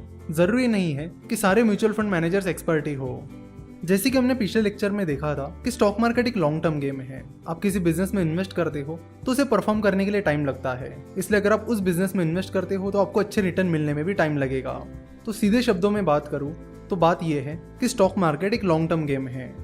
तो स्टॉक मार्केट इन्वेस्टमेंट एक लॉन्ग टर्म गेम है, इसलिए म्यूचुअल फंड्स भी चाहते हैं कि इक्विटी म्यूचुअल फंड में जो लोग इन्वेस्ट करते हैं वो लॉन्ग टर्म के लिए इन्वेस्ट करें। इसलिए ज्यादातर equity mutual funds exit load रखते हैं, यानी अगर आप 1 साल से पहले अपने म्यूचुअल फंड के यूनिट्स बेच देते हो तो आपको एग्जिट लोड लगता है, जो कि एक फाइन होता है। हम आशा करते हैं कि आपको ये चीज समझ में आई होगी कि stock market long term game क्यों है। पर हम जो देखते हैं वो इसके बिल्कुल विपरीत है, यानी हम जो सुनते आए हैं, देखते आए हैं, वो इस चीज के अपोजिट है। और वो क्यों है उसका भी रीजन है। जब भी हम कोई बिजनेस न्यूज चैनल देखते हैं या किसी ब्रोकरेज फर्म को कांटेक्ट करते हैं या उनका ब्लॉग पढ़ते हैं तो वो ट्रेडिंग के बारे में बात करते हैं, यानी आज खरीदो आज बेचो, या आज खरीदो या 2-4 दिन बाद बेचो। अब एक दिन में या 2-4 दिन में कोई बिजनेस तो नहीं बदलने वाला और ना ही उसकी इंट्रिंसिक वैल्यू। तो ये ट्रेडिंग के बारे में क्यों बोला जाता है? तो आपको बता दूं कि ये जो ट्रेडिंग होती है वो कुछ नहीं बल्कि एक स्पेकुलेशन होता है, यानी लोग बस टेक्निकल एनालिसिस और बाकी कुछ टूल्स का इस्तेमाल करके अंदाज लगाते हैं कि ऐसा होना चाहिए, शेयर प्राइस ऐसी होनी चाहिए। ध्यान रखना, ट्रेडिंग वो लोग करते हैं जिन्हें स्टॉक मार्केट की अच्छी खासी समझ नहीं होती। वो बिजनेस और इन्वेस्टमेंट के उस रिलेशन को नहीं समझ पाते। जिस कंपनी का वो शेयर है उसके बिजनेस मॉडल को वो नहीं समझ पाते। कंपाउंडिंग कैसे काम करती है उसे भी वो समझ नहीं पाते। किसी कंपनी में की गई इन्वेस्टमेंट कैसे काम करती है इसे भी वो नहीं समझ पाते। वो बस ट्रेडिंग करके शॉर्ट टर्म में क्विक मनी कमाने की कोशिश करते हैं और फाइनल रिजल्ट ये होता है कि वो अपना पैसा गवा देते हैं। देखो, जो ब्रोकरेज फर्म्स होते हैं वो तब पैसा कमाते हैं जब कोई ट्रेडिंग करता है। जब आप कोई ट्रेड करते हो तो उस पर ब्रोकरेज फर्म्स कुछ फीस चार्ज करते हैं जिसे ब्रोकरेज चार्ज कहते हैं। सो अगर कोई ट्रेडर है तो वो लगभग हर दिन शेयर बाय करेगा, सेल करेगा, बाय करेगा, सेल करेगा, जिससे उस ब्रोकरेज फर्म का ब्रोकरेज जनरेट होगा। वही अगर कोई इन्वेस्टर है तो एक बार खरीदेगा और फिर 2-4 साल बाद शेयर्स को बेचेगा। तो अगर कोई इन्वेस्ट करता है तो ब्रोकरेज फर्म को उससे खास फायदा नहीं मिलता है, क्योंकि ज्यादातर ब्रोकरेज फर्म्स डिलीवरी के लिए 0 ब्रोकरेज चार्ज करते हैं। यानी अगर आप एक दिन से ज्यादा के लिए शेयर्स होल्ड करते हो तो वो आपसे कोई ब्रोकरेज चार्ज नहीं करेंगे। लेकिन अगर आप इंट्राडे ट्रेडिंग करते हो, यानी जिस दिन आप शेयर खरीदते हो उसे उसी दिन बेचते हो, तो आपको ब्रोकरेज चार्ज देना पड़ेगा। तो एक चीज तो आपको समझ गई होगी कि जब कोई ट्रेडिंग करता है तो ब्रोकरेज फर्म अच्छा खासा पैसा कमा लेता है। और आपको बता दूं कि ट्रेडिंग एक लत होती है, एक एडिक्शन होता है। अगर कोई ट्रेडिंग शुरू करता है तो उसे शुरुआत में लॉस होता है, फिर वो ट्रेडर अपना पैसा रिकवर करने के लिए और ज्यादा पैसा ट्रेड करने लगता है। इस तरह वो डेली बेसिस पर शेयर्स को ट्रेड करने लगता है, जिससे उस ब्रोकरेज फर्म का ब्रोकरेज बनता चला जाता है।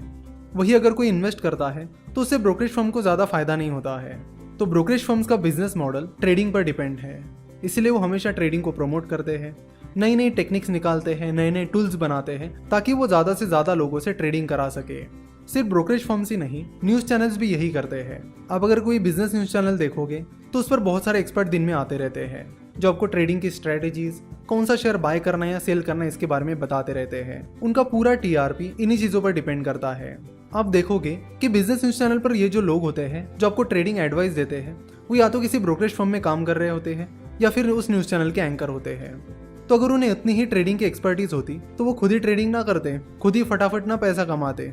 तो ये कुछ चीज़ें हैं जो आपको समझने की ज़रूरत है, और हम चाहते हैं कि स्टॉक मार्केट में एंटर करने से पहले आपको इन सारी चीज़ों के बारे में पता चले, क्योंकि ज़्यादातर बिगिनर्स को स्टॉक मार्केट में इसलिए लॉस होता है क्योंकि वो इन सारी चीज़ों को कभी समझ ही नहीं पाते।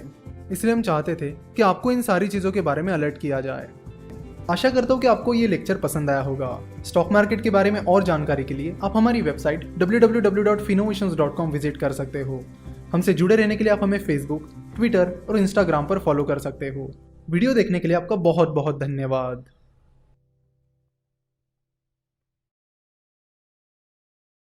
नमस्कार, stock market course for beginners के 10वें लेक्चर में आपका स्वागत है, और हम बात कर रहे हैं ट्रेडिंग और इन्वेस्टिंग की।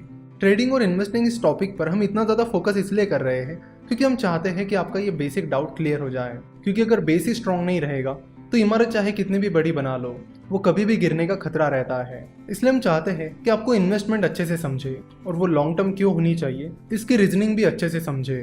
देखो, थोड़ी बहुत गैम्बलिंग इंस्टिंक्ट हर किसी के अंदर होती है, इसलिए जो बिगिनर इन्वेस्टर होते हैं उन्हें कितना भी समझाया जाए कि इन्वेस्टमेंट लॉन्ग टर्म के लिए करनी चाहिए, तो भी वो ट्रेडिंग का ही रास्ता अपनाते हैं, क्योंकि वो सोचते हैं कि चलो कुछ पैसे डाल के देख लेते हैं, क्या पता पैसे तुरंत डबल हो जाए। तो अगर आपके अंदर भी गैम्बलिंग इंस्टिंक्ट है तो आप स्टॉक मार्केट में उसको अप्लाई मत करिए। आप कसीनो जाइए या किसी और जगह उसे ट्राई करिए, वहाँ पे आपकी जीतने की प्रोबेबिलिटी ज़्यादा होगी। पर स्टॉक मार्केट में गैम्बलिंग बिल्कुल भी मत कीजिए। अगर आप यहाँ पर गैम्बलिंग करोगे तो आपको लॉस होना ही होना है, क्योंकि आपको इस चीज़ को समझना पड़ेगा कि जो चीज़ जिस चीज़ के लिए बनी है आपको उसका उपयोग उस चीज़ के लिए करना चाहिए। कसिनो गैम्बलिंग के लिए बने हैं तो वहाँ पर जाकर आपको गैम्बलिंग यानी सट्टेबाजी करनी चाहिए। देखो, स्टॉक मार्केट इसलिए बना है ताकि कोई भी आसानी से शेयर्स बाय और सेल कर सके, कंपनी स्टॉक मार्केट के जरिए पैसा उठा सके और एक आम आदमी आसानी से उस कंपनी में भागीदारी ले सके। आपको पता नहीं है कि जो कंपनी स्टॉक एक्सचेंज पर लिस्टेड नहीं है उनमें इन्वेस्ट करना कितना डिफिकल्ट होता है। जो एंजल इन्वेस्टर स्टॉक मार्केट में इन्वेस्ट करते हैं उन्हें पता है कि वो चीज़ कितनी डिफिकल्ट और कॉम्प्लिकेटेड है। जिन इन्वेस्टर को स्टार्टअप्स में इन्वेस्ट करना है उन्हें पहले कंपनी के फाउंडर्स को कांटेक्ट करना होता है, चेक करना होता है कि क्या उनको फंडिंग की ज़रूरत है या नहीं। अगर है तो फिर बात आगे बढ़ेगी, उस कंपनी का वैल्यूएशन निकाला जाएगा और फिर आगे प्रोसेस चलती रहेगी। तो ये बहुत ही टाइम कंज्यूमिंग और कॉम्प्लेक्स प्रोसेस है। वही जो कंपनी स्टॉक एक्सचेंजेस पर लिस्टेड है उनके लिए इन्वेस्टमेंट करने की प्रोसेस बहुत ही आसान हो गई है। स्टॉक मार्केट में किसी भी कंपनी का मार्केट कैपिटलाइजेशन और उसकी शेयर प्राइस आपके सामने होती है। सो अगर आपको लगता है कि कंपनी के वैल्यूएशन के हिसाब से वो शेयर प्राइस ठीक है तो आप उसमें इन्वेस्ट कर सकते हो, और अगर आपको लगता है कि कंपनी के वैल्यूएशन के हिसाब से शेयर प्राइस सही नहीं है तो आप इंतजार कर सकते हो। तो स्टॉक मार्केट के आने से कंपनीज में इन्वेस्टमेंट करना आसान हो गया है। तो स्टॉक मार्केट इन सारी चीज़ों के लिए बनाया गया है, गैम्बलिंग के लिए नहीं। तो अगर स्टॉक मार्केट कंपनी में इन्वेस्टमेंट के लिए बनाया गया है तो आपको उसका इस्तेमाल भी उसी के लिए करना चाहिए। अगर स्टॉक मार्केट में आकर आप सट्टेबाजी कर रहे हो तो आप सट्टेबाज हो। स्टॉक मार्केट सट्टेबाजी नहीं है। स्टॉक मार्केट तो एक इन्वेस्टमेंट का प्लेटफॉर्म है। हम आशा करते हैं कि आपके सारे इन्वेस्टमेंट और ट्रेडिंग के डाउट्स क्लियर हो गए होंगे। चलो तो अब आगे बढ़ते हैं। लॉन्ग टर्म इन्वेस्टमेंट से आपको एक बहुत बड़ा फायदा मिलता है और उसका नाम है कंपाउंडिंग। कहा जाता है कि अल्बर्ट आइंस्टाइन ने कहा था कि कंपाउंड इंटरेस्ट दुनिया का 8th वंडर है। उन्होंने ये भी कहा था कि जो लोग कंपाउंड इंटरेस्ट को समझते हैं वो उसे कमाते हैं, और जो लोग उसे नहीं समझते हैं वो उसे पे करते हैं। बहुत ही बड़े और सक्सेसफुल इन्वेस्टर्स जैसे कि Mr Warren Buffett, Mr Carlos Slim Helu, Mr Rakesh Jhunjhunwala, Mr Radhakishan Damani, इनके सक्सेस में कंपाउंडिंग का बहुत बड़ा रोल रहा है। चलो तो देखते हैं कि कंपाउंड इंटरेस्ट का मतलब क्या होता है। कंपाउंड इंटरेस्ट का मतलब है इंटरेस्ट पर इंटरेस्ट। फॉर एग्जाम्पल, आप 100 रुपये कहीं पर इन्वेस्ट कर रहे हो और उस पर आपको सालाना 10% इंटरेस्ट मिल रहा है या 10% रिटर्न मिल रहा है, तो एक साल बाद वो 100 रुपये 110 रुपये बन जाएंगे। और फिर दूसरे साल बाद आपको 100 रुपये पर भी 10% इंटरेस्ट मिलेगा, और जो 10 रुपये का इंटरेस्ट आपको पहले साल के बाद मिला उस पर भी आपको 10% का रिटर्न मिलेगा। यानी आपको इनिशियल इन्वेस्टमेंट पर तो 10% रिटर्न मिलेगा ही, साथ ही आपको जो एक साल बाद उसका इंटरेस्ट मिला है उस पर भी इंटरेस्ट मिलेगा। फिर धीरे धीरे जैसे टाइम होराइजन बढ़ता चला जाता है, यानी अगर आप अपनी इन्वेस्टमेंट लंबे समय के लिए करते हो तो आपको इंटरेस्ट पर मिलने वाला इंटरेस्ट बहुत तेजी से बढ़ने लगता है और एक बड़ी अमाउंट बनकर निकल के आता है। चलो तो हम कंपाउंडिंग को एक एग्जाम्पल के साथ समझते हैं। सबसे पहले आपको गूगल पर सर्च करना होगा रिवर्स CAGR कैलकुलेटर। CAGR का लॉन्ग फॉर्म होता है compounded annual growth return. CAGR हमें बताता है कि कंपाउंडेड सालाना हमें कितना % रिटर्न मिला है। तो कंपाउंडिंग का मेजरमेंट CAGR से किया जाता है।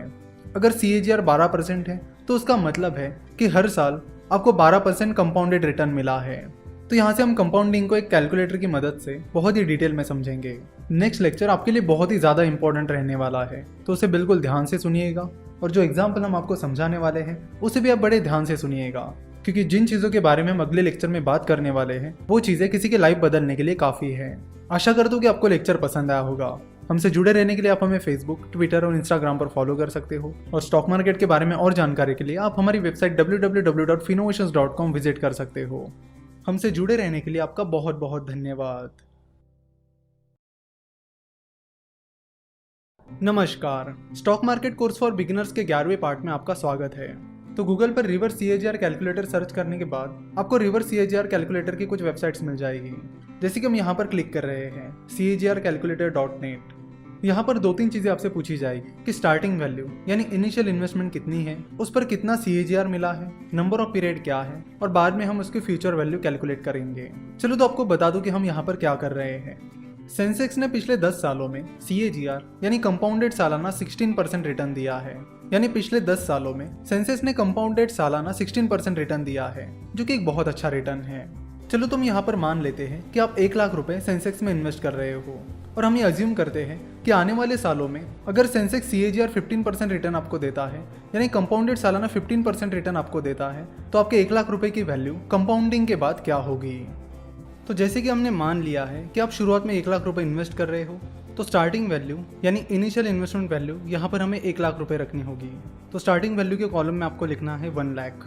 हमने अज्यूम किया है कि आपको आने वाले सालों में कंपाउंडेड सालाना 15% रिटर्न मिलेगा, इसलिए CAGR के कॉलम में आपको लिखना है 15। नेक्स्ट पॉइंट आता है नंबर ऑफ पीरियड्स। तो चलो देखते हैं कि 15% कंपाउंडेड सालाना रिटर्न से 1 लाख रुपए की वैल्यू 1 साल बाद क्या रहेगी। तो नंबर ऑफ पीरियड्स में रखिए 1, क्योंकि हमें 1 साल बाद की वैल्यू पता करनी है। तो 1 साल बाद 15% CAGR से 1 लाख रुपए की वैल्यू 1,15,000 हो जाएगी। यानी 1 साल बाद 1 लाख रुपए की इन्वेस्टमेंट पर आपको 15,000 रुपए रिटर्न मिलेगा। चलो तो अब देखते हैं कि 2 साल बाद उस 1 लाख रुपए की वैल्यू क्या रहेगी। तो स्टार्टिंग वैल्यू में आपको फिर से पुट करना है 1 लाख रुपीज़, CAGR में लिखना है 15% और नंबर ऑफ पीरियड्स में लिखना है 2, क्योंकि हम यहाँ पर चेक कर रहे हैं कि 2 साल बाद 15% CAGR से 1 लाख रुपए की वैल्यू क्या रहेगी। तो 2 साल बाद उस 1 लाख रुपए की वैल्यू 1,32,250 रुपीज़ हो जाएगी। जैसे कि हमने देखा था कि 1 साल बाद उस 1 लाख रुपए की वैल्यू 1,15,000 रुपीज़ हो गई थी। तो दूसरे साल बाद आपको उस 1 लाख रुपए पर भी 15% रिटर्न मिला और पहले साल का जो रिटर्न मिला था जो कि 15,000 था, उस पर भी आपको 15% रिटर्न मिला। यानी पहले साल बाद आपको जो रिटर्न मिला उस पर भी आपको 15% रिटर्न मिला है, यानी आपको रिटर्न पर रिटर्न मिला है। तो कंपाउंडिंग की वजह से आपको 2,250 रुपीज़ एक्स्ट्रा रिटर्न मिला है। तो 2 साल बाद आपको टोटल 32,250 रुपीज़ रिटर्न मिला है। तो तीसरे साल बाद की फ्यूचर वैल्यू जब आप निकालोगे तो आपको 1 लाख रुपीज़ पर भी 15% रिटर्न मिलेगा और 2 साल बाद ये जो रिटर्न मिला है 32,250 रुपीज़, इस पर भी 15% रिटर्न मिलेगा। और इसी तरह कंपाउंडिंग काम करता है, यानी रिटर्न पर रिटर्न। यानी पहले आप जो पैसा इन्वेस्ट करते हो उसका रिटर्न भी आपको मिलता है और इनिशियल अमाउंट पर ये जो रिटर्न मिला है उस रिटर्न पर भी आपको रिटर्न मिलता है, और यही कंपाउंडिंग की ब्यूटी है। तो इसी तरह आप आने वाले सालों की फ्यूचर वैल्यू निकालोगे तो 28 साल बाद आपके 1 लाख रुपए की इनिशियल इन्वेस्टमेंट 50 लाख हो जाएगी। यानी आपके 1 लाख रुपए की इन्वेस्टमेंट 15% CAGR रिटर्न से 28 साल बाद 50 लाख रुपए हो जाएगी। यानी आपकी इनिशियल इन्वेस्टमेंट 15% CAGR रिटर्न से 28 साल में 50 गुना बढ़ गई है। इसी तरह आप 28 साल के बाद भी आपके 1 लाख रुपए की इनिशियल इन्वेस्टमेंट की फ्यूचर वैल्यू निकालोगे तो आपको पता चलेगा कि 33 ईयर्स बाद आपके 1 लाख रुपए की इन्वेस्टमेंट 1 करोड़ हो जाएगी। यानी 1 लाख रुपए की इन्वेस्टमेंट 50 लाख होने में आपको 28 साल लगे और उसके बाद और 50 लाख रुपए जुड़ने में सिर्फ 5 साल लगे। यानी 1 लाख रुपए के 50 लाख रुपए होने में 28 साल लगे और 1 लाख रुपए के 1 करोड़ रुपए बनने में 33 साल लगे। तो आप यहाँ पर देख सकते हो कि जैसे जैसे साल गुजरते जाएंगे आपके रिटर्न्स कितने तेजी से बढ़ते जाते हैं। तो इसे कहते हैं कंपाउंडिंग की पावर। और कंपाउंडिंग तभी काम करती है जब आपके इन्वेस्टमेंट लॉन्ग टर्म हो।